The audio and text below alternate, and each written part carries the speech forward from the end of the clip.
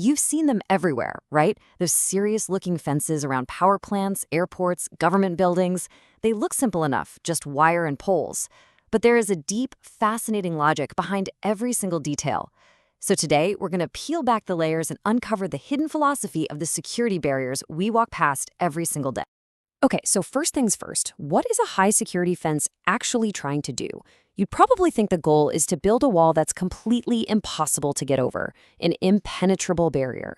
And that's a common assumption, but the real strategy is actually way smarter and frankly a lot more interesting than that. And this, right here, is the absolute core of it all.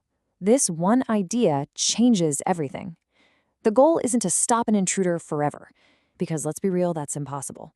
If someone has enough time and the right tools, they can get through pretty much anything. The real point of the fence is to buy time.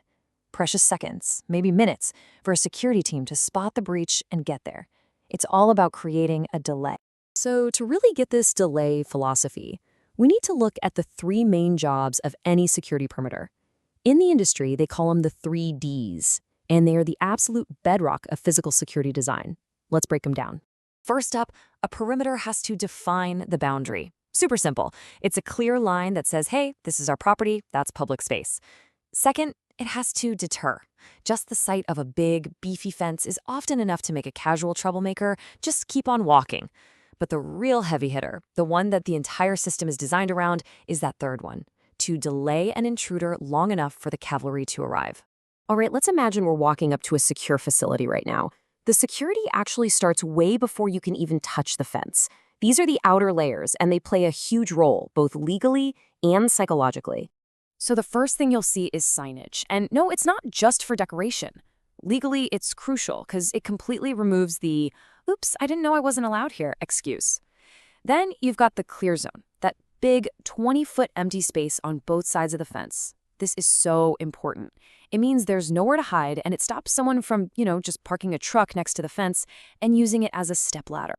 Okay, now we're at the fence itself. Let's talk specs, because every number here has a reason. It's got to be at least 7 feet high. Why? Because that's just tall enough to be really hard to climb without some help.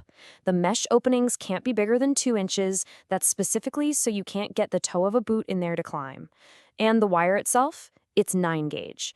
Now here's a little pro tip. With wire, the lower the number, the thicker and stronger it is. Yeah, I know, it's kind of backward, but that's how it works. And what about the top? The standard is 3 strands of barbed wire. But here's a super clever detail. Notice how they're angled outward?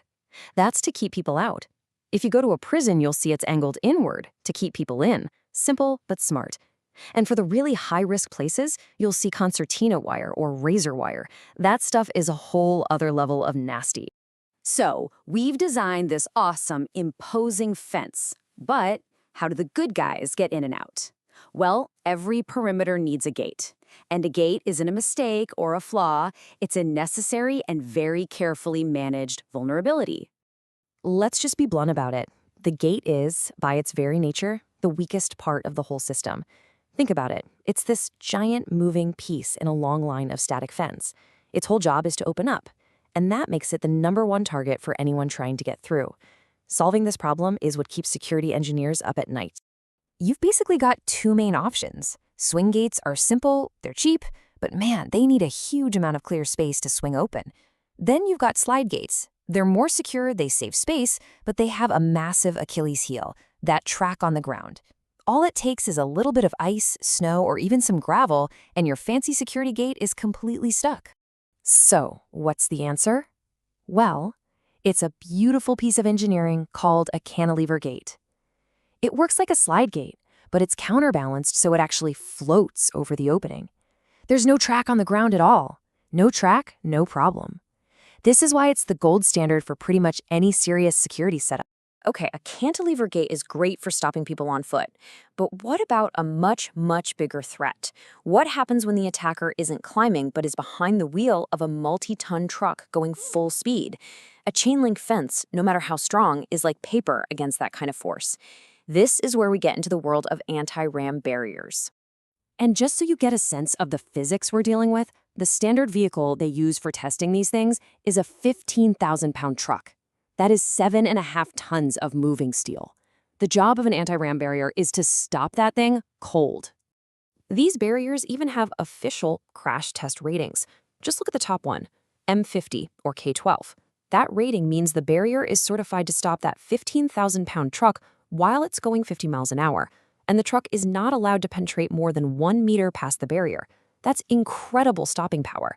This is the kind of protection you'll see around the most important buildings in the world. And here is a little detail that is just pure genius. You know those short, sturdy steel posts called bollards? Ever wonder why they're spaced just so? Well, they're typically 36 inches apart. That's just narrow enough to stop a car from driving through, but it's just wide enough for a person in a wheelchair to pass through easily. It's the perfect blend of security and accessibility. All right, we've covered the fence, the gate, the anti-ram barriers, but truly great security design means thinking about the invisible stuff too, the things that change with the weather or the time of year. I absolutely love this piece of advice from security pros. You could plant a nice, thick row of bushes to act as a visual screen. Looks great in the summer, but what happens in the winter when all those leaves fall off? Poof, your barrier is gone. You always have to design for the worst case scenario, for the worst season. So now you're in on the secret. The next time you're out and you see one of these fences, take a look. Is it a 7-footer with a 2-inch mesh? Is the barbed wire pointing in or out? Does that big gate have a track on the ground? Now that you know the hidden logic, what story are the fences in your world telling you?